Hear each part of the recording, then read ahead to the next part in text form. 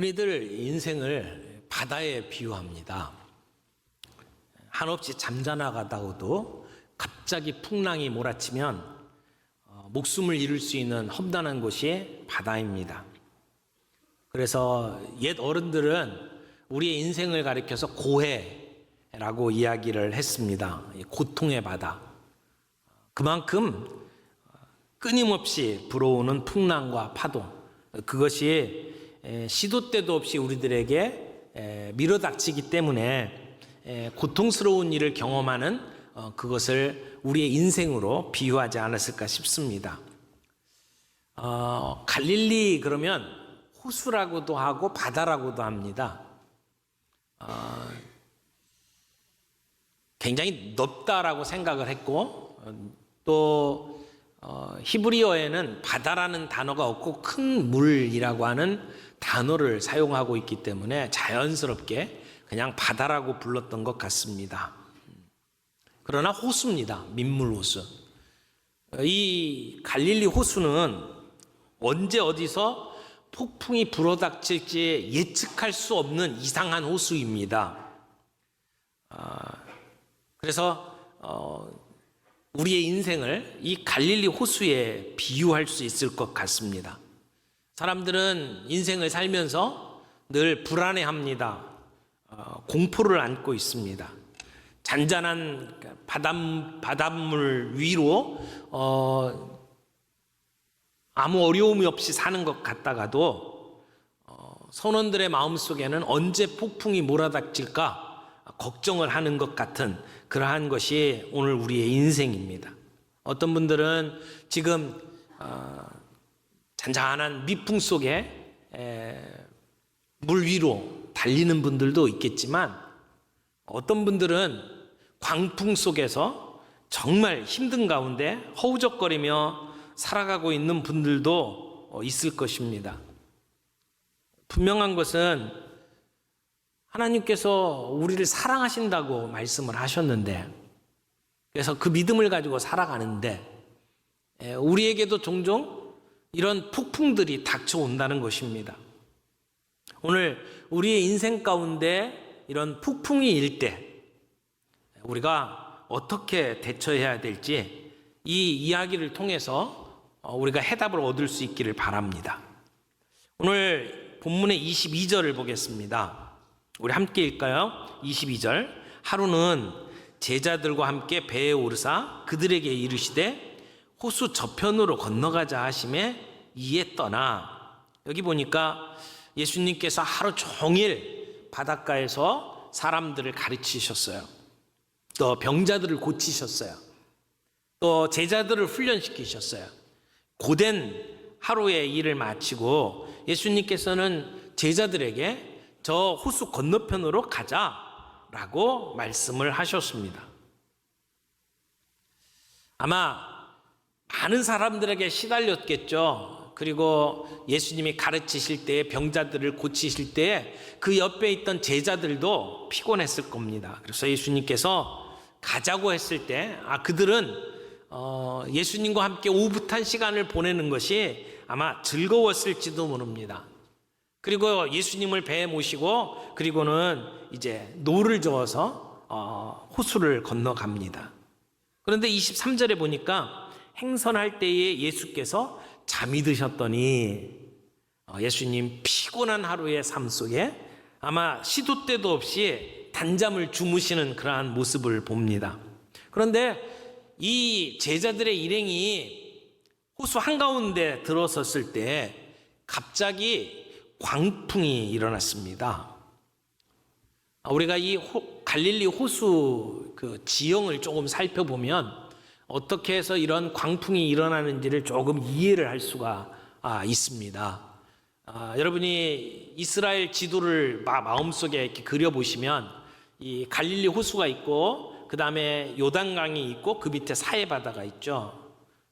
근데 이 갈릴리 호수 북쪽으로 올라가게 되면 그 북쪽에 헤르몬산 또는 헐몬산이라고 하는 높은 산이 있습니다.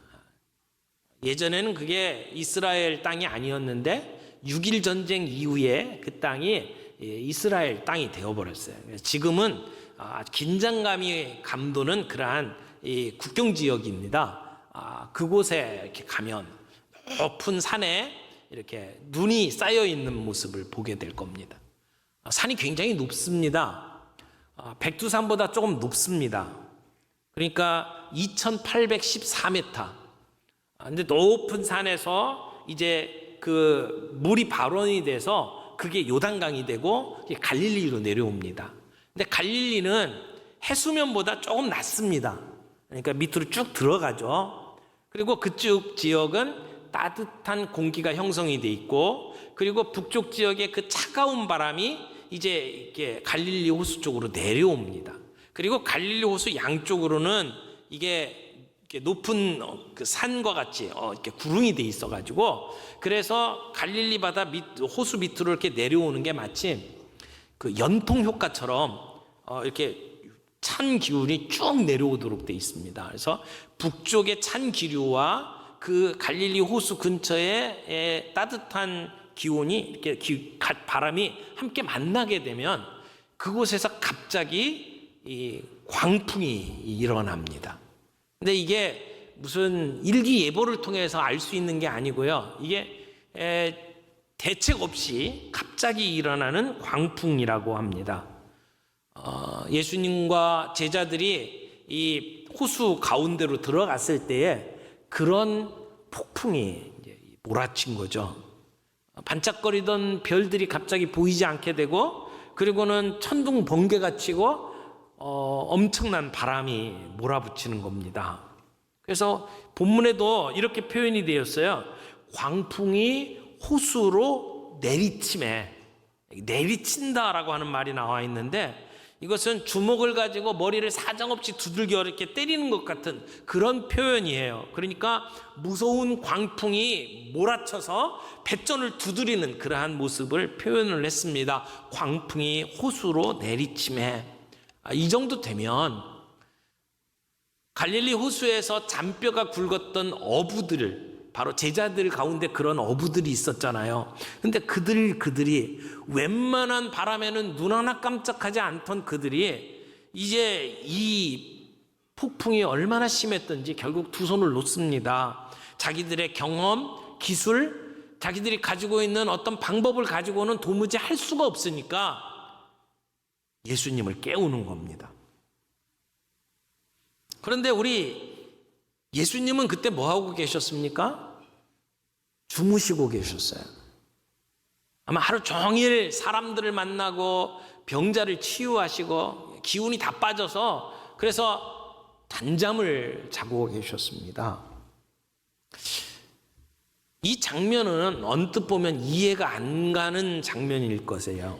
왜냐하면 이 배에 예수님이 계십니다. 예수님이 제자들에게 저편으로 건너가자 그래서 제자들과 함께 배를 타고 가고 있잖아요.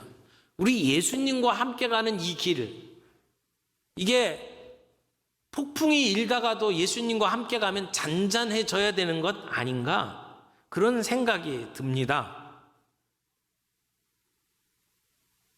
우리 모두는 우리 인생에 순풍에 돛단 것 같은 그런 인생을 추구합니다. 누구도 우리의 인생에 이런 폭풍이 부는 것을 원하지 않습니다. 전혀 예기치 못했던 우리 인생의 폭풍, 때로는 갑자기 사업이 망하게 되고, 때로는 우리의 몸에 질병이 생기고, 때로는 사람들과의 관계가 깨어지고, 이런 폭풍이 우리들에게 몰아칩니다. 이걸 원하는 사람 아무도 없습니다. 때로는 내가 사랑했던 가까운 우리의 가족이 우리 곁을 떠나기도 합니다. 광풍입니다. 우리는 이것을 예측할 수가 없습니다. 그리고 이런 어려움들이 우리에게 닥치면 마치 예수님이 고물에 베개를 베고 주무시는 것처럼 우리의 인생에 하나님은 관심이 없다고 생각이 들 때가 있습니다. 이런 광풍으로 인해서 내가 가지고 있던 모든 계획이 다 물거품이 된다고 생각할 것입니다. 그렇다고 우리가 기도를 안 하는 게 아닙니다. 근데 우리가 아무리 부르짖어도 마치 이 상황 가운데 하나님이 아무런 관심이 없는 것처럼 느껴질 때가 있습니다. 솔직히 우리 주님이 제자들과 함께 호수 저편으로 가자고 이야기하고 간 그 길에 왜 이런 광풍이 일어나야 되는지 우리는 알 수가 없습니다. 우리는 왜 이런 일이 일어나는지 궁금해하지만 우리 주님은 왜 그런 일이 벌어지는지 속 시원하게 우리에게 답을 주지는 않습니다. 근데 24절에 보니까 제자들이 예수님을 깨웁니다. 뭐라고 합니까? 주여 주여 우리가 죽겠나이다 라고 부르짖습니다. 주여라고 하는 말이 2번씩이나 연달아 나오는 것을 보면 지금 이 상황이 매우 긴박하다는 것을 알 수가 있습니다. 여기 죽겠나이다 라고 하는 말은 우리가 소멸됩니다 이런 말이에요. 그냥 단순히 죽는다 그런 말이 아니라 절박한 가운데서 우리가 다 망하게 되었습니다 라고 하는 이야기예요. 그들이 예수님을 깨운 것은 잘한 일입니다. 깨워서 예수님께 지금 우리의 상황을 아뢰는 거죠. 그들이 부르짖었을 때에 예수님은 어떻게 해주셨습니까? 2가지를 해주셨어요. 첫 번째는 예수님께서는 말씀으로 바람과 물결을 꾸짖으셔서 잔잔케 해주셨습니다. 미친 것처럼 날뛰고 있는 바람과 물결을 향해서 예수님은 꾸짖었어요. 권세를 가지고 있는 사람이 자기 밑에 있는 사람을 향해서 꾸짖는 것 같은 그러한 표현입니다. 잠잠하라, 고요하라. 예수님께서 그렇게 말씀하셨죠. 그 말이 떨어지기가 무섭게 불던 바람과 파도는 일순간에 조용해졌어요. 윙윙거리는 바람도 사정없이 덮치던 파도도 일순간에 잠잠해졌습니다. 수면은 이상하리 많지 잔잔해졌습니다. 그렇게 분주하던, 그렇게 고통에 떨던, 두려움에 떨던 제자들의 마음도 평온해졌습니다. 예수님은 말씀 한마디로 광풍을 잔잔케 하시는 주님이셨습니다. 풍랑을 잔잔케 하셨다라고 하는 것은 예수님께서 문제를 해결해 주셨다는 말씀이죠. 우리의 인생을 마구 흔들어 놓는 폭풍과 풍랑 가운데에서도 우리에게 필요한 것은 예수 그리스도 한 분입니다.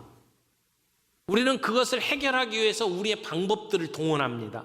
내가 알고 있는 여러 가지 방법들을 가지고 애를 씁니다. 그러나 결국은 이 모든 것을 해결할 수 있는 것은 다른 것이 아니라 예수 그리스도 그분 한 분만이면 됩니다. 주님의 능력이면 이 모든 문제 해결할 수 있는 겁니다. 불행하게도 많은 사람들이 우리에게 일어난 일들에 대해서 해명을 요구합니다. 왜 우리에게는 이런 일이 일어났는지. 그러나 오늘 우리에게 필요한 것은 내가 예수 그리스도를 모시고 사느냐 아니냐의 문제입니다. 내가 그 예수 그리스도를 아느냐 모르냐의 문제입니다. 결국 우리가 던질 질문은 왜? 라고 하는 질문이 아니라 누가 우리와 함께 하느냐는 질문입니다. 광풍을 만날 때 우리의 이 모든 문제를 통제할 수 있는 창조주 하나님을 의지하는 것이 필요합니다. 그분이 나의 인생에 한마디 말씀만 하시면 해결될 수 있다는 것을 믿는 믿음이 오늘 우리에게 필요합니다. 그런데 예수님께서는 이 물결을 잔잔케 하실 뿐만 아니라 2번째 하신 중요한 일이 있습니다. 25절에 보세요. 제자들에게 이르시되 너희 믿음이 어디 있느냐 하시니 예수님은 제자들에게 믿음을 심으셨습니다. 믿음에 대해서 예수님은 확인하고 계십니다. 너희 믿음이 어디 있느냐? 여러분, 지금 예수님이 깨어나기 전까지는 제자들이 사투를 벌였습니다. 광풍 속에 배가 이리저리 흔들리고 물결이 배 위로 덮어서 배에 자꾸 물이 채워졌어요. 물을 다 이렇게 퍼내는 일에 정신이 없었습니다. 예수님은 주무시고 계셨잖아요. 자다 일어나신 예수님이 제자들에게 어떻게 하는 것이 마땅하다고 생각이 드십니까? 물론 말씀 한마디로 폭풍을 잔잔케 하셨어요. 그 다음에 제자들에게는 뭐라고 말씀을 하시는 것이 일반적인 반응일까요? 야, 나 자는 동안 너희들 참 수고 많았다. 제자들을 위로한다든지, 야, 이제는 괜찮으니까 안심해라, 이렇게 말씀하시는 것이 일반적이지 않을까요? 근데 예수님은 말씀으로 잔잔케 하신 뒤에 제자들을 향해서 이렇게 말씀하셨어요. 너희 믿음이 어디 있느냐?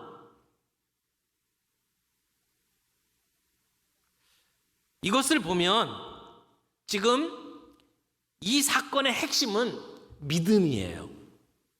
이 이야기를 통해서 우리가 분명하게 붙잡아야 될 중요한 진리는 믿음이라는 것을 알 수가 있습니다.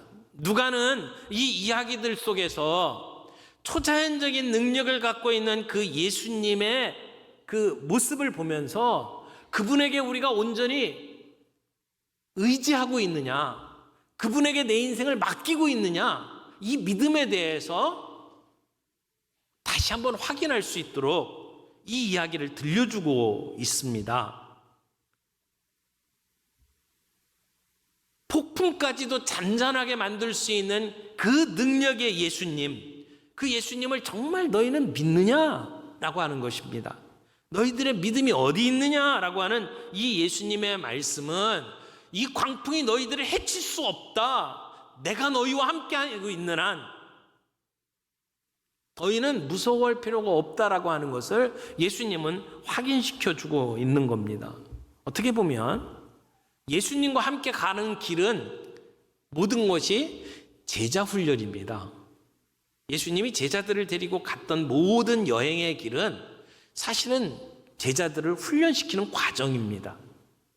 그러니까 제자들과 함께 지금 바다를 건너가면서, 호수를 건너가면서 이 광풍을 만났잖아요.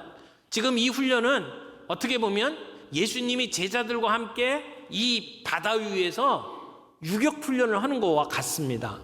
이걸 광풍 훈련이라고 이름을 붙이면 어떨까요? 예수님은 이 광풍 훈련을 통해서 제자들에게 뭔가 경험하게 만들고 이해하게 만들고 그리고 확인하도록 만드시는 겁니다.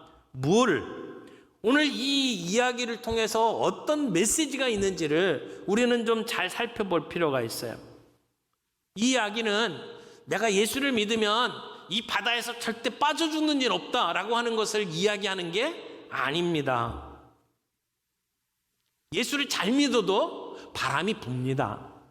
예수를 잘 믿어도 파손을 당할 수 있습니다. 바울과 같은 위대한 사도도 복음을 들고 로마로 가는 길에 풍랑을 만났습니다. 3주야 동안 풍랑 속에서 사경을 헤맨 일도 있습니다. 그때는 예수님께서 그 바다를 잠잠케 해주신 일이 없습니다. 여러분, 이 이야기의 핵심이 무엇입니까? 오늘 하나님의 자녀 예수 그리스도를 따라가고 있는 제자라고 한다면 우리의 삶의 어떤 환경에서든지 정말 중요한 것이 한 가지가 있는데 그것이 믿음이다라고 하는 사실을 우리에게 가르쳐 줍니다.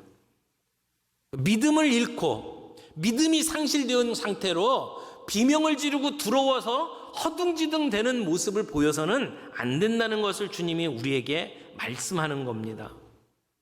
우리는 예수님에 대해서 고백합니다.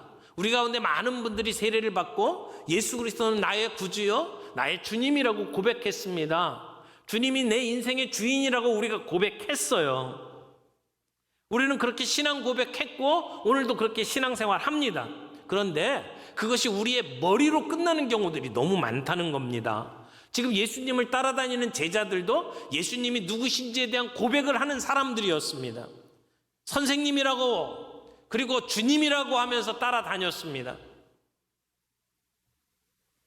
그런데 정작 광풍이 일고 배에 물이 차기 시작을 하자 그들의 믿음이 사라져버렸다는 겁니다. 평온할 때에는 예수를 잘 믿는 것 같아요. 그런데 우리의 인생에 광풍이 일어나면 갑자기 우리의 믿음이 실종됩니다. 그리고는 하나님을 향해서 따집니다. 하나님, 왜 내게 이런 일이 벌어집니까? 내가 납득할 수 있는 그런 이유를 좀 설명해 주십시오. 그렇게 주님 앞에 우리가 질문을 할 때가 많습니다. 그런데 주님은 우리에게 도리어 이렇게 질문하십니다. 너의 믿음이 어디 있느냐?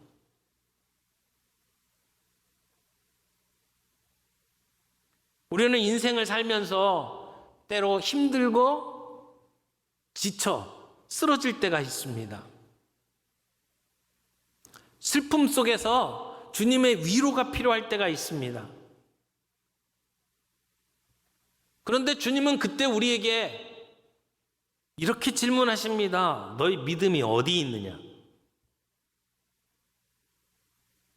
우리의 나약한 믿음 가지고 주님 앞에 간구하면 주님이 우리의 풍랑을 잔잔케 해주실 때가 있습니다.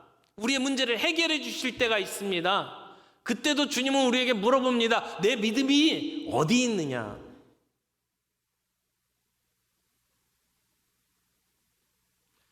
우리 주님은 이런 상황 속에서 제자들이 어떤 모습이기를 기대했을까요? 예수님을 향해서 메시아라고 부르고 주님이라고 부르고 선생님이라고 부르던 그 제자들이 이런 상황 속에서 어떤 모습을 보여주기를 기대하셨을까요? 오늘 이 땅에 살아가는 우리에게 이런 인생의 폭풍이 불어닥칠 때에 주님은 우리가 주님이 어떠한 분인지를 제대로 알기를 원하시고 그리고 그 주님께 우리가 맡기기를 원하시고 그래서 이런 폭풍 속에서도 두려워 떨지 않는 그러한 제자로 살아가기를 원하십니다. 우리의 인생, 때로는 거친 파도가 있지만 우리의 인생을 걸어가면서 소풍 가는 것 같이 주님의 손 붙잡고 갈 수 있다면 얼마나 좋을까요? 그래서 우리 찬송가에 보면 이런 찬송이 있어요. 고요한 바다로 저 천국 향할 때 주 내게 순풍 주시니 나 참 감사합니다. 순풍을 만나면 하나님 순풍 주셔서 감사합니다. 그런데 혹시 물결이 일어나 나 쉬지 못해도 오히려 그 풍랑으로 인하여 더 빨리 가게 하시니 감사합니다. 그렇게 고백할 수 있는 우리의 믿음이 되기를 원합니다. 풍랑이 몰려와도 내 배에 계시는 주님을 신뢰하고 주님과 더불어 함께 하기 때문에 나 두려움 없다고 이야기할 수 있는 저와 여러분들이 되기를 원합니다.